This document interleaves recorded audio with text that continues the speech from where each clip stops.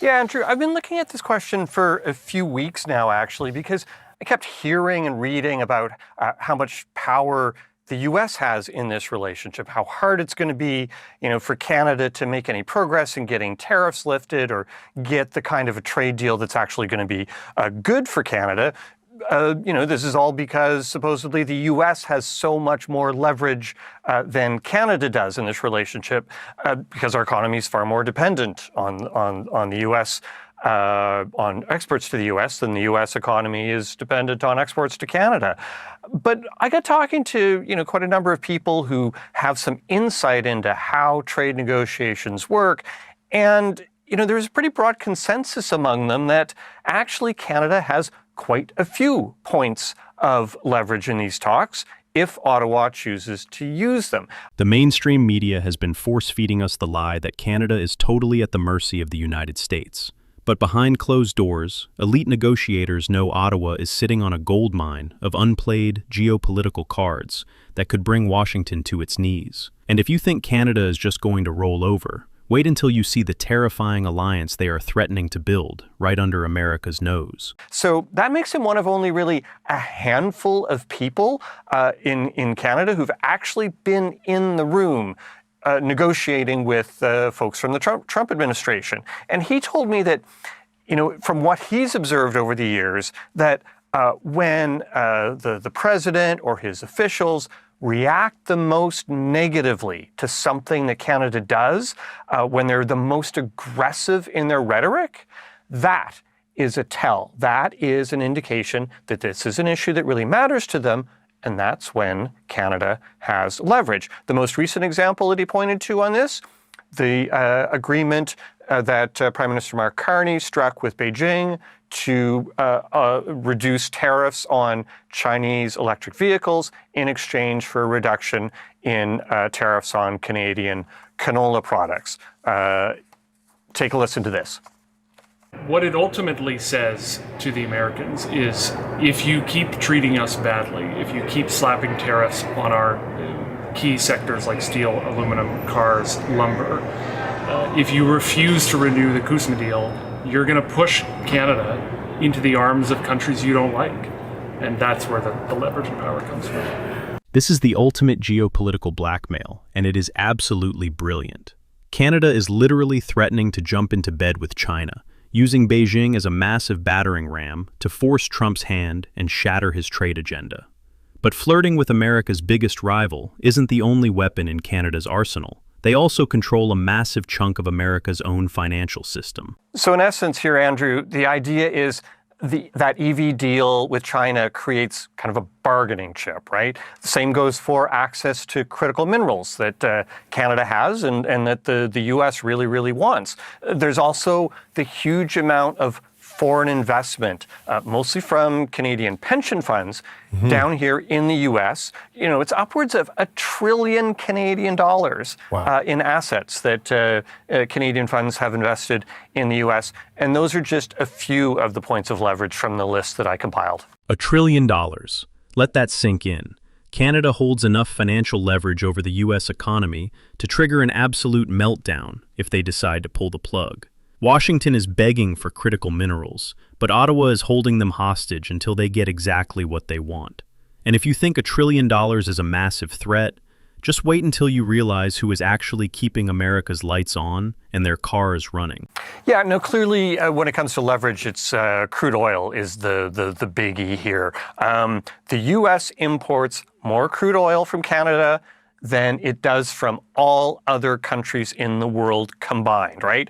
So I'm told that Canadian negotiators are basically trying to see what is a way that they can, leverage that resource, given all the uncertainty that we've got right now around rising prices, around U.S. access to oil from around the world, and if so, what would the U.S. concede in return? This is the kill switch for the American economy.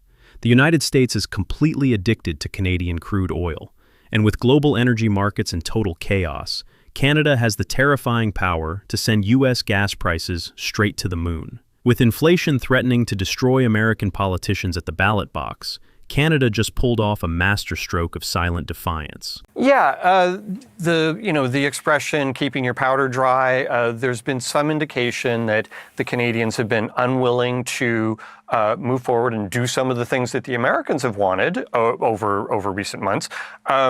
Critical minerals is one example. So last month there was it kind of a bit flew under the radar. There was a meeting that the State Department and Jameson Greer was involved in this as well, had with a bunch of countries from all over the world about critical minerals, and there were agreements signed with the EU and with Japan and with Mexico, but Canada didn't sign on. And people were asking me, I had some contacts in Canada saying, how come Canada wasn't in on this?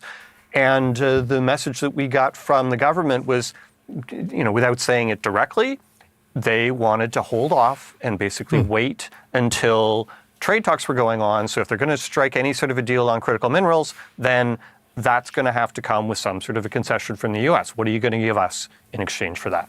Canada just publicly humiliated the U.S. by walking away from a massive global critical minerals pact, leaving Washington completely empty-handed. They are weaponizing America's desperation for future tech resources and demanding a massive ransom in return. So how does this all play out when the unstoppable force of the Trump administration meets the immovable object of Canadian leverage? For decades, the global geopolitical narrative has been incredibly simple, almost insultingly so. The United States is the undisputed heavyweight champion of the world, and everyone else, including its closest allies, must simply bow down and accept whatever scraps fall from Washington's table. When it comes to the complex and highly volatile world of North American trade, the assumption has always been that Canada is nothing more than a vassal state, a polite northern neighbor entirely dependent on the economic goodwill of the American empire. President Donald Trump has built his entire political brand on this exact premise. His America First doctrine relies heavily on the idea that the U.S. doesn't need anybody, that it can unilaterally dictate terms, slap tariffs on long-standing allies, and force compliance through sheer economic terror. But as the mandatory Kuzma review approaches, a shocking reality is beginning to surface, one that threatens to completely derail Washington's aggressive trade strategy.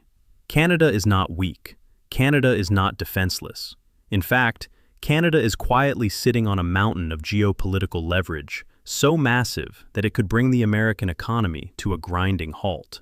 To understand the absolute genius of Canada's hidden strategy, you have to look past the loud, bombastic rhetoric coming out of the White House and focus on the quiet, ruthless chess moves being made in Ottawa. The first and perhaps most explosive weapon in Canada's arsenal is the unthinkable, the China card. For years, the United States has been locked in a bitter, escalating Cold War with Beijing. Washington has practically begged its allies to decouple from the Chinese economy, to build a fortress around Western technology and supply chains. So, what does Canada do when faced with the threat of crippling U.S. tariffs on steel, aluminum, and lumber? They turn around and strike a massive deal with Beijing. The agreement to reduce tariffs on Chinese electric vehicles, in exchange for a reduction in tariffs on Canadian canola products, is not just a simple trade deal. It is a giant, flashing red warning sign aimed directly at the Oval Office. This is geopolitical blackmail at its absolute finest. Canada is sending a crystal-clear message to the Trump administration. If you try to crush our economy, if you treat us like an enemy, we will gladly open the back door of North America to your greatest geopolitical rival. By welcoming Chinese EVs, Canada is threatening to shatter the very foundation of the U.S. auto industry's protectionist wall. Washington is absolutely terrified of Chinese dominance in the electric vehicle sector, and Ottawa knows it. The louder Trump and his officials scream about this deal, the more aggressive their rhetoric becomes, the more they reveal their own panic. In the high-stakes game of international poker, anger is a tell. It proves that Canada has found America's pressure point, and they are pressing down hard. But the threat of a Sino-Canadian alliance is just the tip of the iceberg. If you want to understand true power, you have to follow the money. And in this case, the money leads to a jaw-dropping 1 trillion Canadian dollars. That is the staggering amount of capital that Canadian pension funds and institutional investors have poured into the United States. We are talking about critical infrastructure, massive real estate portfolios, and deep investments in American corporations. $1 trillion is roughly half the size of the entire Canadian economy, and it is firmly embedded in the financial bloodstream of the United States. If Washington decides to play dirty, if they try to blow up the CUSMA agreement and launch an all-out trade war, Canada has the ability to weaponize this capital. A sudden, coordinated withdrawal of Canadian investment, or even a freeze on future capital deployment, would send shockwaves through Wall Street. It would suffocate American projects, kill jobs, and trigger a financial panic, just as the U.S. economy is trying to stabilize. The United States simply cannot afford to have $1 trillion weaponized against it by its closest neighbor. Yet, even $1 trillion pales in comparison to the ultimate chokehold Canada has over the United States: energy. The American public is currently obsessed with the cost of living. Inflation has been the defining political issue of the decade, and nothing drives inflation faster than the price of gasoline. Americans feel the pain at the pump every single day, and politicians know that high gas prices are a one-way ticket to losing an election. Here is the terrifying reality for Washington. The United States imports more crude oil from Canada than it does from all other countries in the world combined. Let that sink in. Despite the massive output of the Permian Basin, American refineries are heavily reliant on Canadian heavy crude. With the Middle East engulfed in conflict, global shipping lanes under constant threat, and energy markets more volatile than they have been in decades, the U.S. energy supply is incredibly fragile. Canada holds the master key to American energy security. If Canadian negotiators decide to play hardball, they can easily leverage this massive dependency. Any disruption, any premium placed on Canadian crude, or any pivot to export that oil to other global markets would instantly cause gas prices in the U.S. to skyrocket. And timing is everything. As the midterm elections draw closer, Republicans in Congress are terrified of anything that could spike the cost of living and cost them their seats. Tariffs inherently drive up consumer prices, and if Canada compounds that by squeezing the energy market, the political blowback for the Trump administration would be apocalyptic. Canada isn't just negotiating with the U.S. trade representative. They are holding a loaded gun to the political survival of the entire Republican Party. And if dominating the energy of today wasn't enough, Canada is also holding the keys to the technology of tomorrow. The global race for critical minerals, lithium, cobalt, nickel, rare earth elements, is the defining resource war of the 21st century. These minerals are the lifeblood of the modern economy. They are required for electric vehicles, advanced microchips, renewable energy grids, and most importantly, top-tier military defense systems. The United States is desperate to secure a reliable, North American supply chain for these minerals to break its dangerous reliance on China. Canada sits on one of the largest untapped reserves of critical minerals on the planet. Recently, the U.S. State Department tried to quietly organize a massive global pact on critical minerals, securing agreements with the European Union, Japan, and Mexico. It was supposed to be a major victory for American resource security. But there was one glaring, humiliating absence: Canada. Ottawa flat out refused to sign the agreement. They walked away from the table, leaving Washington embarrassed and empty-handed.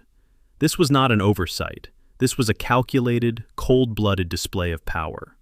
Canada is intentionally keeping its powder dry. They are hoarding their critical minerals, refusing to hand over access until the United States makes massive concessions in the broader trade talks. The message is brutal and clear.